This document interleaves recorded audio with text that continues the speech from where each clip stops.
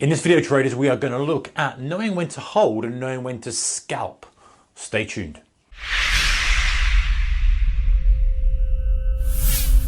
Hey traders, a very warm welcome to you. Actually, one for investors as well. The age-old question, right? When to hold, when to scalp. And by scalp, I don't mean just taking 5 or 6 cents out of the market, 5 or 6 pips. I mean just taking a small chunk out of the market. If you're day trading, it might be 20, 30 pips. Your swing trading might be 100 or 200 pips as opposed to multiple thousand pips. You get the idea. So this is a common thing, right? And it's constant battle for all of us as traders. We want to hold the best trades we can for the longest amount of time possible. We want to make it pay us for being right, for taking that risk on, for being in the right trade at the right time, for getting on the trend reversals, all this kind of stuff. But at the same time, we don't want to see the market go all the way in our direction and then come all the way back again. So it's that fine line. So I like to grade my trades in terms of how likely they are to run on before I place the trade. And I think that's the key aspect here, is you decide before you place the trade. Because if you decide, hey, you know what, I'm just going to take this 40 pips out of it, that's my target, that's it, there's my stop, I'm in. If it carries on 4,000, it doesn't matter because you've pre-planned it. When you don't pre-plan it, the trouble is you don't know what to do. You're kind of, oh, do I hold it? Do I not hold it? And you can never do right. If you take your 40 pips, it goes on 4,000, you beating yourself up about it. You know, if you're holding it, it goes 40, comes back. Unless you've planned it, then you can improve as well on your plan. So here's just some ideas of things to look for in the market you're trading to put it into the hold category or to put it into the scalp category. Right, first things first, in the hold category, early in the move. So if you happen to be good enough or in a nice position where you've bought when you perceive it's early in the move. Now, obviously, we don't know any of these for sure, right? Some of them we do have some quantification here, but we don't know if it's early in the move for sure. If we knew it was early in the move, the start of a trend, we'd just pile our full net worth in, fully margined, and we'd make a couple of billion quid and we're done. So we can only look at clues, and that's going to be stuff like, okay, perhaps the market's been trending, it breaks a trend line, it's been going for a while quite aggressively, you've taken a trend line break or a pullback, and there's chance for this thing to have a multiple day, multiple week or multiple hour move depending on what time frame you're trading. Obviously that's going to be different to something that's been going for a while and you're kind of buying like a fifth tag.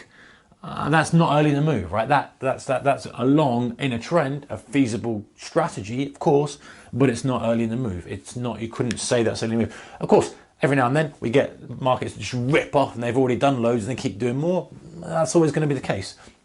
But if we can have some kind of way of judging it's early in the move, so you'd categorize your strategies based on, hey, these are reversal type strategies. So you're bullish engulfing, you're bearish engulfing at lows, at highs, maybe a kind of fake out through a key level, all this kind of stuff. You know the score, guys, categorizing stuff that's purely scalp based and stuff that's early in the move. So that's the first part. That's not the whole thing. We need to now add some more things to that. Secondly, we want to look at signs of a reversal. So what do we mean by that? We mean that, hey, we've seen perhaps the market going in our direction, but now we want to see that signs that, hey, you know what, I've actually caught the turn of this trend. So maybe we have a trend line break, maybe we have a little flag that holds. All those clues that you know and I know perceive, or we can perceive that if we see those, we might have a reversal on. Good solid spikes in our direction that are holding, levels that are broken and holding, the key levels that were there before, perhaps if we're trading intraday, that are broken and are holding. This is now stuff where we say, all right, this is something that is potentially changed dramatically and I'm going to hold it. Example would be the other day trading the Dow. Intraday trend, really solid gap up, move higher, started to reverse, and the thing just started to crumble. And you just know that the likelihood is that that thing is going to take out the VWAP and it's going to take out the low and it's going to hammer right into the close. And ultimately, that's what it was. So from a day trade perspective, it was do not touch this thing until the cash bell goes, because the likelihood is this is reversing. It's caught people out. It's technically looking sound.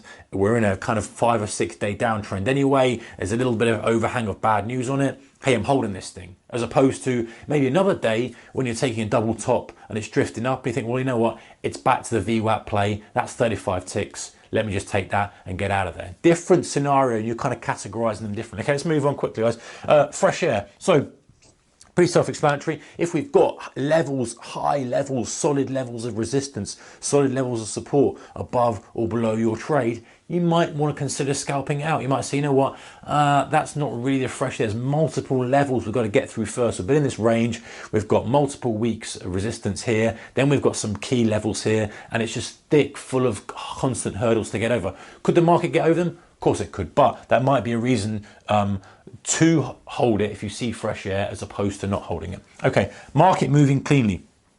What I mean by this, you know, the market moves clean. You can just tell, right? You just know it's a nice clean move. It's sitting in the trend. It's adhering to the uptrend. It's pulling back. It's kind of doing the textbook market rhythm that you expect when you get a nice participants of buyers and sellers in.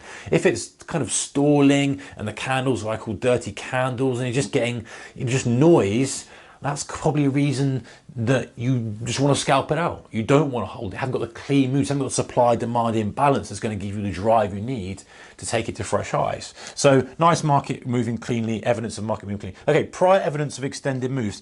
This is when you go back on your chart and you say, okay, is this market conducive to running cleanly? Has it run cleanly before, or has it stalled? Have the rotations been smaller? You know, just looking based on the time frame you're on. If you're trading an intraday time frame, 5-minute chart, 15-minute chart, look at your past 3 days. How's it performed? Oh, it's quite cleanly trended. Maybe I've got to hold. Oh, it's kind of done little runs of 50 pips, pulled back 30, runs of 60. Maybe I need to kind of look for 60 as my very, very best. Or if you're swing trading, same kind of thing. How much has this driven before it's pulled back before? Has it kind of stagnated? These are just clues. It says this is the market environment I'm in. Let me not try and force what I want to happen onto the market environment. Let me blend in and try and ride the waves that it's offering.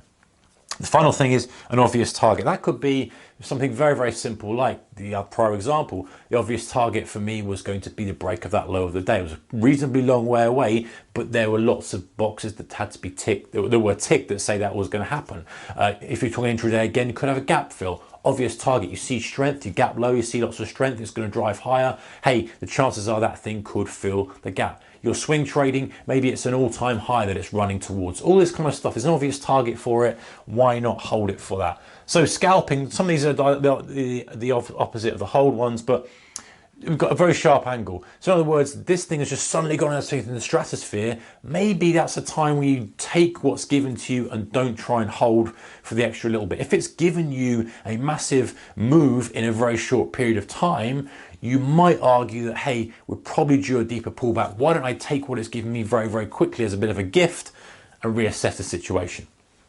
Second one is over the ATR. Talk about ATR a lot, average true range. The average range that thing moves in a day, in an hour, in 5 minutes, whatever it may be. So you're trading on a daily chart, or if you're trading, intraday, and the average true range is 200 ticks, 200 pips, whatever you're trading, and the market's already moved 220. The chances are it won't move much more. So if you're looking for an extra 100, you're probably not going to get it. Next one is the key level is nearby. Oh, key levels nearby. Same kind of thing, guys. This is the opposite of the fresh air. These are kind of the similar thing, but just opposite. If you've got a big key level nearby, you might just want to take it. Let's say you're intraday trading again, comes up to a high. You want to take it out as it breaks just through that high. You're not expecting it to kind of rip off and do anything more business. It's like, hey, there's a quick 60 pips on that. Let me take it. Swing trading, perhaps it is a level of support from a long time ago. It's almost stretched. It's a scalp trade. It's what you're playing for.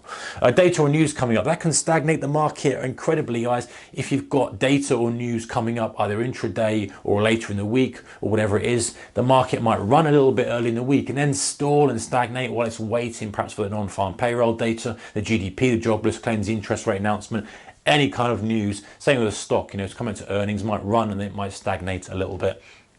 Last one, penultimate one here, holiday, similar with the data news. If there's a holiday coming up, a bank holiday, something like a Christmas holiday or summer holidays, you could think, hey, listen, are the participants in this? Is there any catalyst to this that would cause extra people to get involved? Probably not. So what's the likelihood of this thing running on aggressively? Maybe less than it would be if we were everyone was involved in the thing. And the final thing, guys, is time stop trigger. If your trade that you're in is sitting there doing nothing for a long period of time, you may want to consider, if it's a momentum play, that is, taking what it's giving you and saying, hey, that's part of my strategy. If we sit there and we do not a lot for a while, I'm going to cut it. I'm not going to try and force my way on it. And that could be if it's a momentum strategy. Of course, if it's a strategy based on a different thesis, you're quite happy for it to sit there. But just some ideas that you can put into your actual strategy and plan before you pull the trigger, so you can define, hey, this is definitely a scalp trade. This is definitely a kind of hold trade for a longer move, and then stick to that. Don't change it on the fly unless, of course, you have something that you've already defined as a criteria happen, in which case you then say, okay, you know what, actually it's now exhibiting these things. I've already decided that if it does exhibit these kind of criteria, then I will move it to a hold trade, or I'll move it from a hold trade to a scalp trade. All right, guys, that's some ideas of knowing when to hold and when to scalp. Let me know your thoughts in the comment section below. Take care, keep your risk managed.